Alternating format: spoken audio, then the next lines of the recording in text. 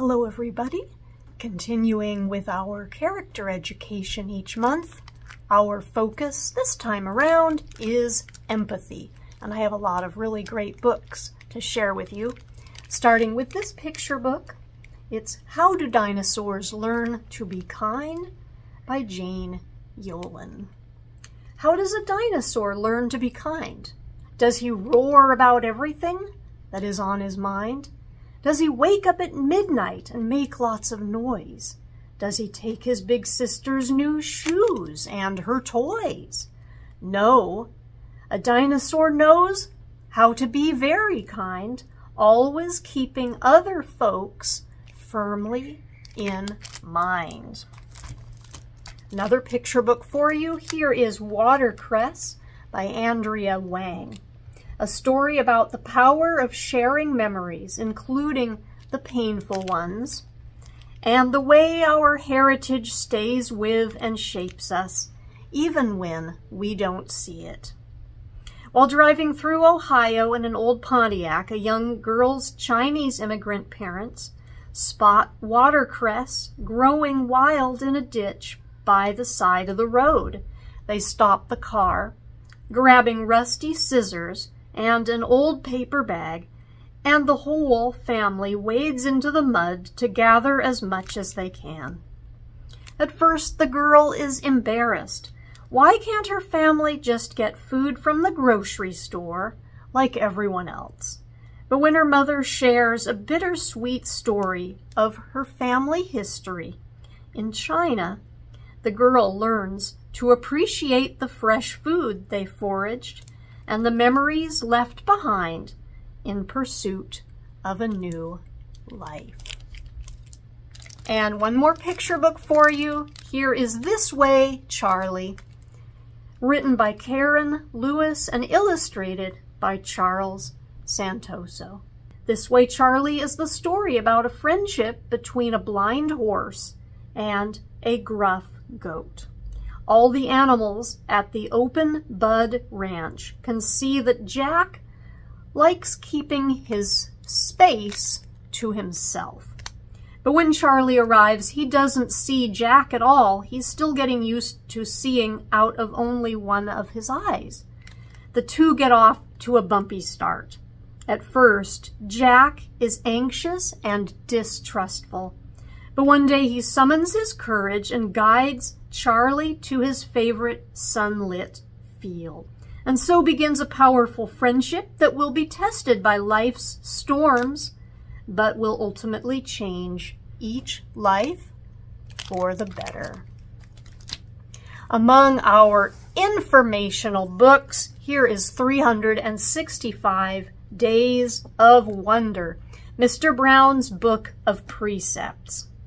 It's a quote for every day of the year about courage, friendship, love, and kindness by R.J. Palacio. In Wonder, readers were introduced to memorable English teacher Mr. Brown and his love of precepts. This companion book features conversations between Mr. Brown and Augie, Julian, Summer, Jack, Will, and others, giving readers a special peek at their lives after Wonder ends. Mr. Brown's essays and correspondence are rounded out by a precept for every day of the year. Mr. Brown's selections celebrate the goodness of human beings, the strength of people's hearts, and the power of people's wills. And rounding out my selection, a couple of graphic novels for you, beginning with As the Crow Flies by Melanie Gillman. Welcome to Camp Three Peaks, a rustic Christian summer retreat for teenage girls. A week of hiking, adventure, and communing with the God of its 19th century founders. 13-year-old Charlie Lamont is the only black camper in the group, and she is queer besides. Charlie struggles to reconcile the innocent intent of the trip with the blinkered obliviousness of those determined to keep the Three Peaks tradition going. As the journey wears on and the rhetoric wears thin, Charlie can't help but poke holes in the pious disregard this storied sanctuary has for outsiders like herself and for her fellow camper, Sydney. Something I noticed while reading As the Crow Flies was a gradual understanding that was seeming to emerge between Charlie and her fellow campers. Now, it isn't necessarily clear from the book, but this is actually a partial story, of which author Melanie Gillman has been continuing online at their website, melaniegillman.com. And one final graphic novel for you.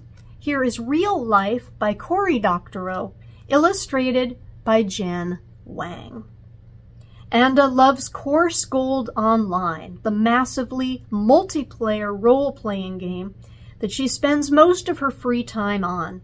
It's a place where she can be a leader, a fighter, a hero.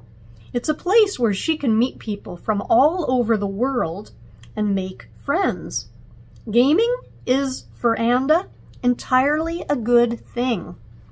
But things become a lot more complicated when Anda befriends a gold farmer, a poor Chinese kid whose avatar in the game illegally collects valuable objects and then sells them to players from developed countries with money to burn. This behavior is strictly against the rules in Coarse Gold, but Anda soon comes to realize that questions of right and wrong are a lot less straightforward when a real person's real livelihood is at stake. And folks, those are just a few of many wonderful books in our school library that support the character trait of empathy.